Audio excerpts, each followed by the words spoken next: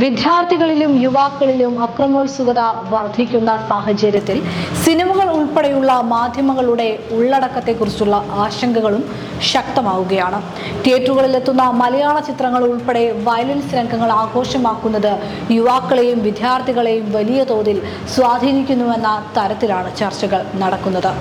കുറ്റകൃത്യങ്ങൾക്കുള്ള പല സ്വാധീനങ്ങളിൽ ഒന്ന് മാത്രമാണ് സിനിമ. ഒരാളിൽ അക്രമവാസന ഉണ്ടാകുന്നത് പല ഘടകങ്ങളുടെ യോജിച്ചുള്ള സ്വാധീനത്തിലാണ്. എന്നാൽ കാണുന്ന ഓരോ വയലൻസ് രംഗവും ഭാവിയിൽ അക്രമവാസനയ്ക്കുള്ള സാധ്യത കുട്ടികളിൽ വർദ്ധിപ്പിക്കുന്നുണ്ടെന്ന് മനഃശാസ്ത്ര വിദഗ്ധർ പറയുന്നു. മയക്കുമരുന്നിന്റെ ഉപയോഗം, വീഡിയോ ഗെയിമുകളുടെ സ്വാധീനം എന്നിവയും വലിയ ക്രൂരതകളിലേക്ക് നയിക്കാനുള്ള ഘടകങ്ങളാണെന്നും ഇവർ വ്യക്തമാക്കുന്നു. നേരത്തെ വിദേശ ചിത്രങ്ങളും പിന്നീട് തമിഴ്, ഹിന്ദി ഭാഷാ സിനിമകളും തീവ്രമായ വയലൻസ് രംഗങ്ങൾ ആവിഷ്കരിച്ചെങ്കിലും മലയാള സിനിമ ആ പാതയിലേക്ക് അത്രമേൽ നീങ്ങിയിരുന്നില്ല. എന്നാൽ പിന്നീട് പാൻ ഇന്ത്യൻ സിനിമ എന്ന തലത്തിലേക്ക് വളരാനുള്ള ശ്രമങ്ങൾ കുറ്റകൃത്യങ്ങൾ പ്രമേയമാക്കിയ വയലൻസിന്റെ അതിപ്രസരമുള്ള സിനിമകളിലേക്ക് ചലച്ചിത്ര പ്രവർത്തകരെ നയിക്കുകയായിരുന്നു. പ്രാദേശിക സ്വഭാവം പേറുന്ന കുടുംബ ചിത്രങ്ങൾക്ക് മറ്റു നാടുകളിൽ സ്വീകാര്യത ലഭിക്കില്ലെന്ന തിരിച്ചറിവും അമിത വയലൻസിലേക്ക് ഇവരെ നയിച്ചു.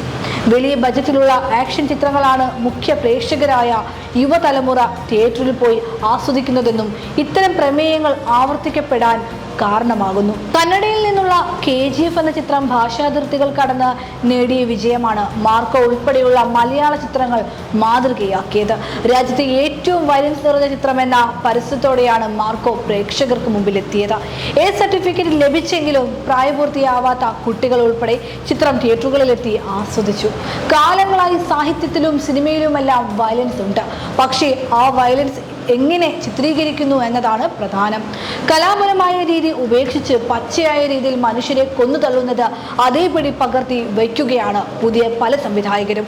ഇത്തരം കാഴ്ചകൾ യുവതലമുറ കൈയടികളോടെ സ്വീകരിക്കുമ്പോൾ അതുണ്ടാക്കുന്ന അപകടാവസ്ഥ തിരിച്ചറിയപ്പെടാതെ പോവുകയാണ്. നിത്യജീവിതത്തിൽ വയലൻസ് ഉണ്ടെങ്കിലും ആ വയലൻസിനെ സർഗാത്മകത കൊണ്ട് ഉച്ചാടനം ചെയ്യുന്നതിനാലാണ് കലയെന്നും അന്തമില്ലാത്ത വയലൻസ് ഹിംസയെ ഉൽപ്പാദിപ്പിക്കുന്നുണ്ടെന്നും എഴുത്തുകാരൻ ഷിഹാബുദ്ദീൻ പൊയ്ത്തുംകടവ് പറയുന്നു.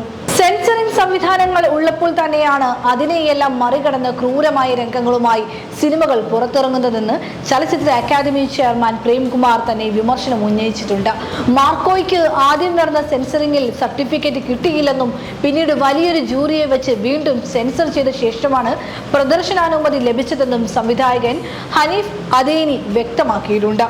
മാർക്കോ, പണി, തല്ലുമാല, റൈഫിൾ ക്ലബ്ബ് തുടങ്ങിയ സമീപകാലത്തിറങ്ങിയ പല ചിത്രങ്ങളും വയലൻസ് ആഘോഷമാക്കിയവയാണ്. സ്കൂളിലെ നിസ്സാര കാര്യങ്ങൾ പോലും നിരന്തര സംഘർഷത്തിലേക്ക് നയിച്ചതിന് തല്ലുമാല എന്ന സിനിമ കാരണമായത് വി ഷബ്ന എന്ന അധ്യാപിക സമൂഹ മാധ്യമത്തിൽ എഴുതിയിട്ടുണ്ട്. ലോക സിനിമയ്ക്കൊപ്പം മലയാള സിനിമ വളരുന്നതിന്റെ ഭാഗമായാണ് വയലൻസ് വലിയ തോതിൽ കടന്നു വരുന്നതെന്ന് ചലച്ചിത്ര പ്രവർത്തകർ പറയുന്നത്.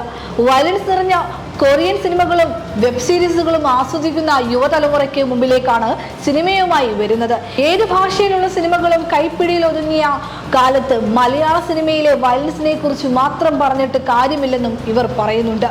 മയക്കുമരുന്ന് ഉൾപ്പെടെയുള്ളവയുടെ ഉപയോഗം വർദ്ധിച്ചതാണ് അക്രമ സ്വഭാവം ശക്തിപ്പെടാൻ കാരണമെന്നും സിനിമയെ മാത്രം പഴിച്ചതുകൊണ്ട് കാര്യമില്ലെന്നും ചലച്ചിത്ര പ്രവർത്തകർ വ്യക്തമാക്കുന്നത്. സ്വഭാവ മാറ്റങ്ങൾക്ക് ലഹരി ഉൾപ്പെടെയുള്ള പല ഘടകങ്ങളുണ്ടെങ്കിലും സിനിമകൾ കുറ്റകൃത്യങ്ങളിലേക്കും വയലൻസിലേക്കും കൂടുതലായി ഒതുക്കപ്പെടുന്നു എന്ന ആക്ഷേപം ഗൗരവതരമാണ്.